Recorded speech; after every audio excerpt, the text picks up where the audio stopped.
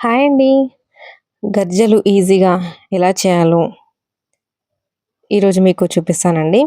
మీరే చూడండి ఎంత బాగుందో. ఫస్ట్ మనం పూరి పిండి తడుపుకోవాలి.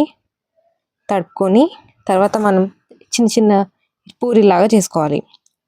పూరీలాగా చేసుకున్న తర్వాతకి అన్నీ ఇలా చేసుకోవాలి పూరీలు. తర్వాత మనం అందులో ఒక పూరి తీసుకొని ఈ ఫిల్లింగ్ అనేది మేము ఆల్రెడీ చేసేసాం అండి. వీడియో రికార్డ్ చేయలేదు. నెక్స్ట్ టైం తీసినప్పుడు పక్కా చేస్తాను. ఇందులో మనం పప్పులు, పుట్నాలు, చక్కెర, కొబ్బర పొడి ఇవన్నీ కలిపి మనం పౌడర్ వేసుకోవాలి.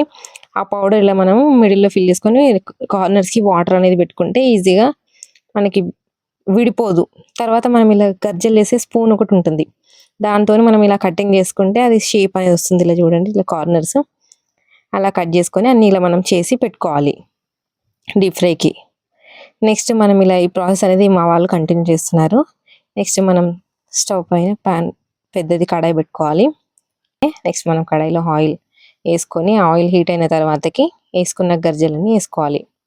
ఆయిల్ యాడ్ చేసినాక ఇలా మనకి కాలుతుంటే రెండో సైడ్ కూడా మనం మంచిగా ఫ్రై చేసుకోవాలి.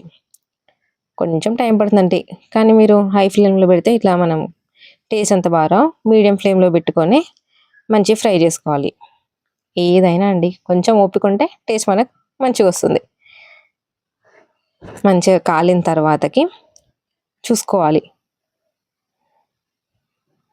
అన్ని రెండు వైపులా మంచిగా కాలేలాగా చూసుకోవాలి.